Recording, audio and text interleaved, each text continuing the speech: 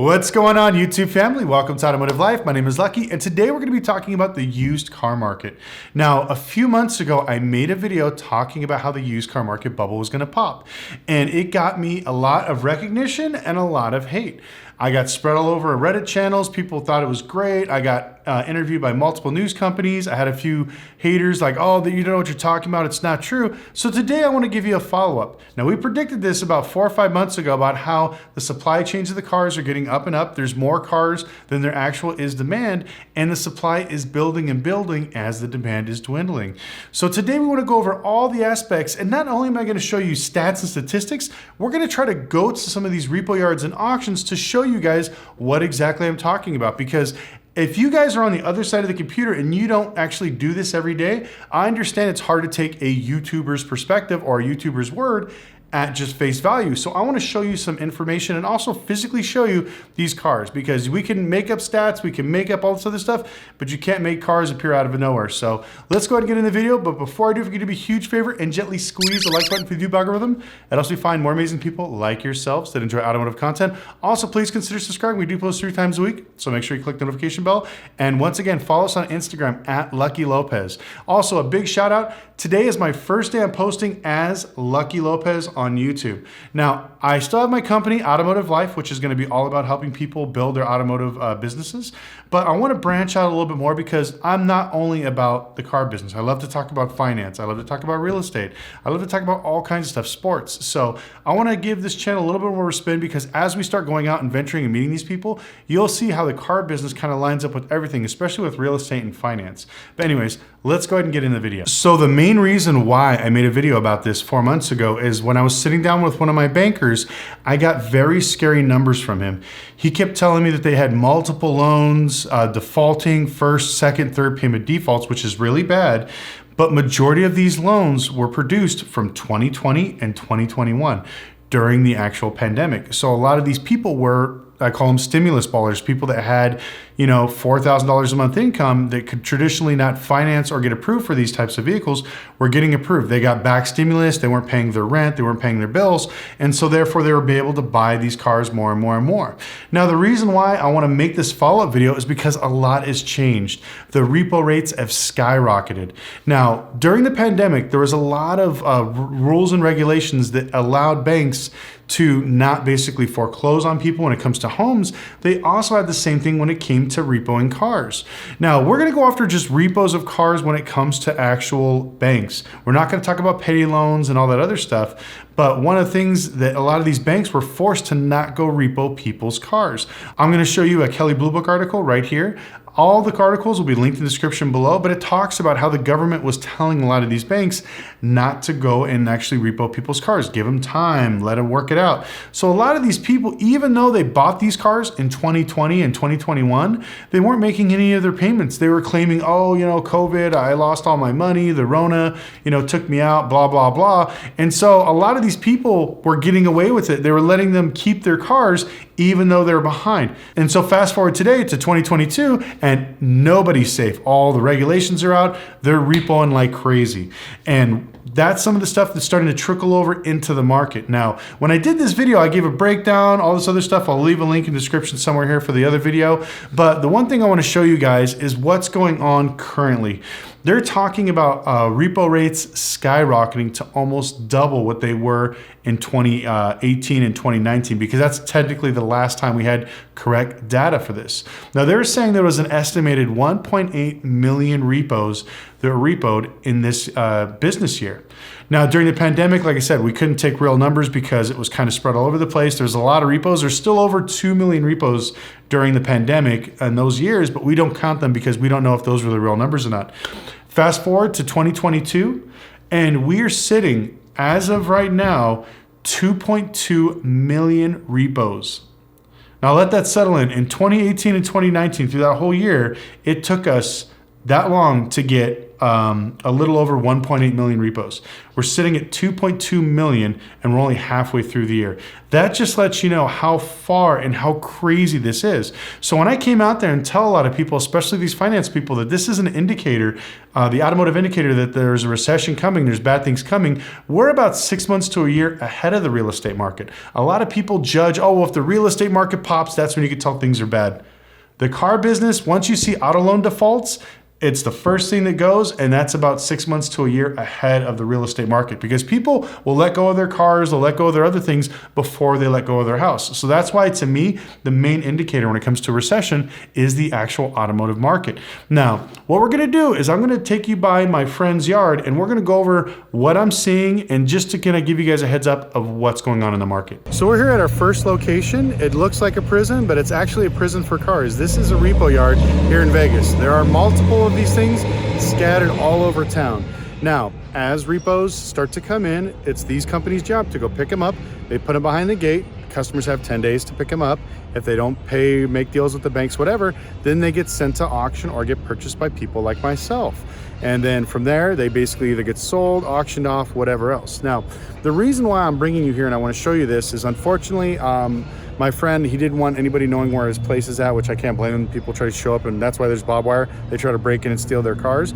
But his lot, it's a little over 2.5 acres, is completely full, 100% full. Now, this is the first thing I want to show you guys and let you guys know on why repos are starting to pick up. You know, because like I said, I can read you stats, I can read you articles, but, you know, starting to show you some of the stuff like this. And not only is he so booked up where he has this, they're actually planning on purchasing some property, which I'm going to show you right now. So we're here at a new location, and the reason why I'm showing you this one's about an 8 to 10 acre parcel. Now, if you can see, actually, let me flip the camera on so I can show you how massive this lot is. So it starts all the way down there and goes all the way through. And I've got the card just so you can see the distance, and this is about maybe 1, 2, 3, 4, 5, 6, 7, 8, 9, 10, 11 football fields. Now, the reason why I'm showing you how massive this lot space is because this was just purchased by one of my friends to extend their repo yard. They said that every time there's something really bad happens, they extend their yards. So instead of renting it, they're actually purchasing this because they believe that the recession is going to be a lot longer than what people anticipate. And the information they get from the banks is very scary. So just to show you on how big and massive this lot is, because like I said, not only when you do repos, you have to keep them there. If they file bankruptcy, sometimes these cars sit for 6 months. So you need to have something like 8 to 10 acres to store all these cars. Now, this is just one company. A lot of the other repo companies here in Vegas are also expanding. So we're here at one of the biggest auctions in Vegas. If you look behind me, you can see it. I was gonna show you from the inside as well as the outside, but if I show you from the outside, I physically have to take a car and drive. So we could probably talk for about 10 minutes before I reach the end. And this is what people don't realize, how big these auctions are and how many cars are sitting here. Because this mystique of, oh, there's not that many cars at the auction, there's, you know, the repos are not as bad as what you say they are or what they say on the news. Because you gotta remember, we were talking about this stuff like 4 months ago, you know, when everybody was still overpaying for cars insanely high. And now that the repos have shot up, I'm gonna show you why. So we're gonna go over here, we're gonna pull over to the side, we're gonna get out, we're gonna film a little bit. So right behind me is what's called the staging area. If you look right here, you'll see a line of cars, damn near a mile long, 6, 7 semi-trucks full of vehicles. This is where the repos, trade-ins, everything else come to get staged. Now, the reason why I'm showing you this particular area is all the cars that you see in the auction are not all repos, so I don't want to premise that. But a massive majority of the ones that I'm going to show you over this way are all repos. So trade-ins, everything else gets staged over here. A lot of the repos, depending on how many they have, they trickle out. They're not stupid, they're smart. So if the bottom falls out on crypto, everybody has a fire sale, and that's why the price drops. But Wells Fargo, Bank of America, a lot of these other banks are really savvy. So they'll get, let's say there's 5,000 repos right behind me. They won't let them all run at the auction that week. They're gonna take maybe 100 this week, 100 next week, and just keep doing it. Even though there's more and more, I think when I first saw this, there was probably like maybe 100, maybe 200 cars. Now there's probably in the thousands sitting behind me that are being staged waiting for that. Now you gotta remember, They go to the repo yards first, where they fill up, where if they file bankruptcy, the car could sit there for a few months, and before it even makes its way over here. Once it gets here, now it's ready to be sold, or it's on a permanent hold for whatever type, maybe legal action, lawsuits, bad VIN numbers, whatever the case is. Then it gets staged here. So all the cars you see right here are pretty much ready for sale, and that's the scary factor. So we're gonna go ahead and go inside. I'm gonna walk around and show you a little bit of not only the bank repos, but what's going on in the dealer auctions, to let you guys know that the market is slowly falling and the prices are gonna be going down. Don't believe the hype. Don't believe what dealers are telling you, like, oh, there's a shortage of cars. There's not, and I'm about to show you why. So I want to let you guys know that I'm filming this on a Wednesday, and the reason why it's very important is because everything you see behind me, we'll go back this way, there's rows and rows and rows of cars, if you could see, up to this yellow fence that's way back there. The reason why I'm showing you this is what's called a non-sale. These are all cars that ran last week, because most dealers, we have till Tuesday to pick them up, and then they get moved over past the yellow fence. So these are all the cars that are non-sale. And not only are they non-sale, they're priced too high. And so what's happening right now is they're gonna open these gates here in about an hour, and they're gonna start bringing all the new cars from this week. So all the new cars that, you know, went through repos, bankruptcies, trade-ins, everything else, are gonna start working their way in, and they're gonna fill up all whatever spots of lane in these lanes. This is why I wanna show you guys this, because I tell you guys numbers and statistics, and you guys are like, seeing is believing. When you have this many cars, and we're talking thousands, for non-sales, basically, dealers are asking way too much. So if the car's worth 20K, most dealers want 25K at the auction. It's stupid, it's ridiculous. They can't keep doing this. This was okay when the lots were empty, but now that they're starting to fill up, like, I don't think you guys realize how big this is and how far this goes back. Like I said, I'm only showing you a quarter of it. These are just the cars that are running for auction this week. So not only are these the non-sales from Thursday, also from Friday here in Vegas. So like I said, it's very scary to see that this many cars are piling up and they're still bringing more cars. Now, like I said, this is just the sale area. We're gonna work our way towards the area basically where it's staging, where there's thousands of cars that are waiting. So when people keep telling me, oh, Lucky, I can't get a deal on a car, there's nothing there, go to your auction, take the time, walk from one end all the way to the other. I can't even show you. This thing is like 17 Walmart parking lots big, full of cars.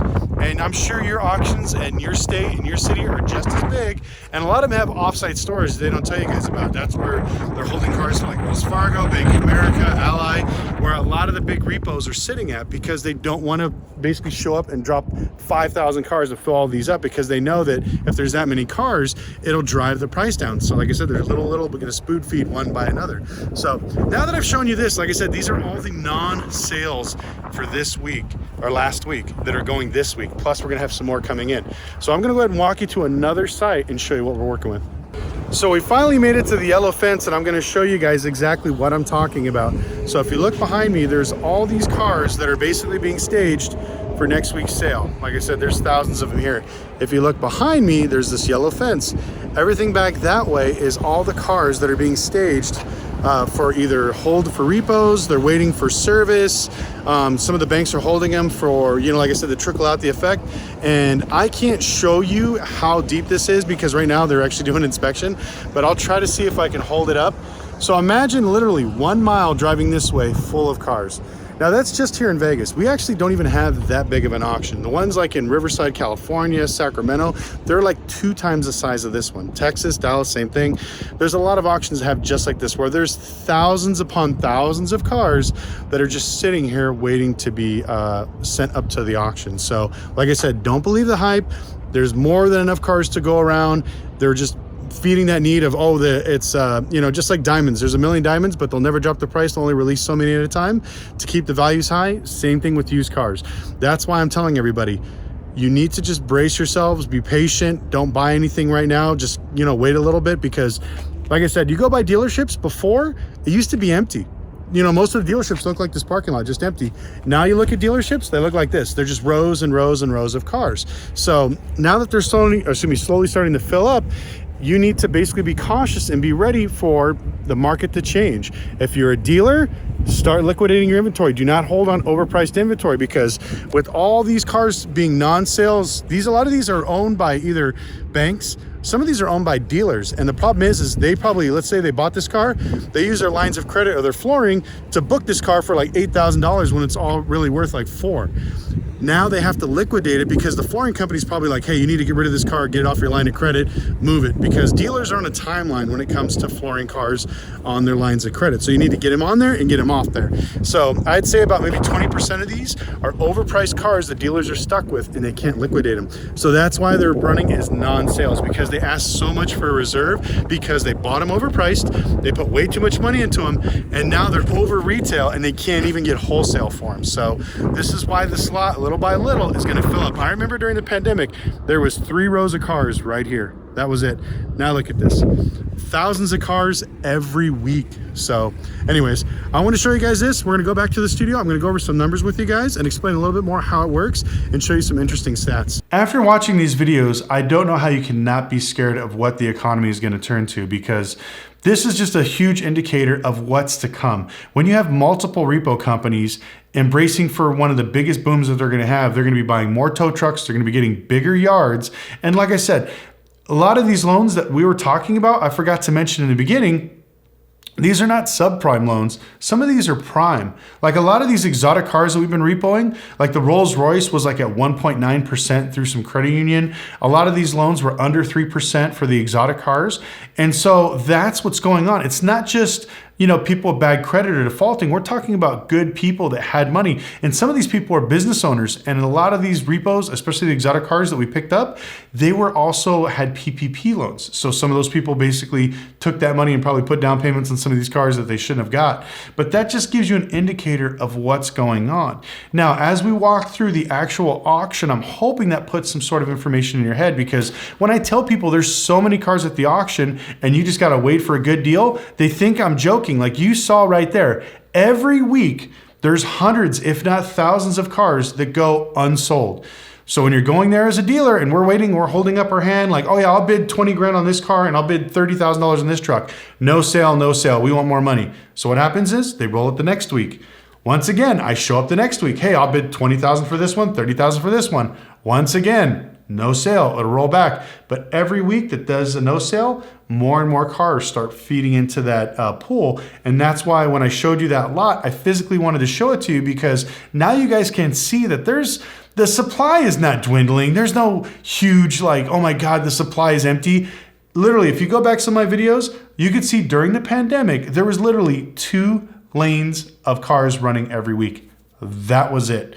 Very small, maybe 100, maybe 200 cars. Now we're running thousands every week, back to where we were before the pandemic. So this BS of, oh, it's supply and demand. No, you can drive down any street, especially here in Vegas. We have this main street called Sahara. You could drive down that street and every dealership is packed to the gills full of cars. I remember like right there in the corner, Sahara Dodge. Dodge is one of the most popular trucks, and if you look at some of the other slides we had, is one of the most highly repo trucks. But they had over 60 brand new trucks in stock ready to go.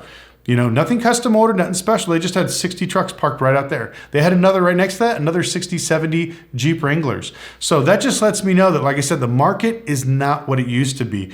If you look at some of the articles, I'll try to post a few up here, that every manufacturer is reporting double-digit loss of sales every month. Honda reported 13% decrease in first quarter sales, and second quarter sales, they're not that far behind. So that should just let you know that if Honda, one of the most, dependable, most loved vehicles, is being basically undersold and they're not buying, that should let you know that this is going all the way across the board. Even Ford, I think was 11.5%. And they have Ford Motor Credit. They had one of the biggest and most relaxed banks to get people financed with bad credit. And even they are slowing down. So like I said, these are just some of the telltale signs of what's going on. Now, I'm not doing this to freak people out. I'm doing this to help educate you guys, because when I did this video, I thought that more people would be interested in like seeing behind the glass, like how I actually do business, because I know nobody else in the car business does this. Nobody else is going to take the time to walk around, talk to bankers, talk to dealers, talk to auction houses, and all this other stuff. So I want to give you the stuff stuff that I do every day, so this way you can make some sense out of it. Whether it sets you up to buying a car or maybe let you know where to invest, I don't care. As long as you take the information and do something positive with it. But anyways, I want to thank you guys so much for watching. If you have any questions or comments, please put them in the section below. I'd love to hear your comments in your market. If it's booming, I'd love to hear about it. If you see a lot of repos, if you're a dealer, car prices are going down, please put it in the comment section below. If you're just a regular person, let me know what the auctions and what dealerships are doing in your area, because usually this is about a 90-day cycle. After these cars go through the auction, it takes about 90 days to filter down to the dealer. So a lot of these people, the cars that I talked about 4 months ago are already hitting the showroom floor now. So you should start seeing prices go down. So please put in the comment section below if prices are going down, if you notice them. And if you are in a hot spot, please let us know which dealers are overcharging. I want to thank you guys so much for watching, and we'll see you next time.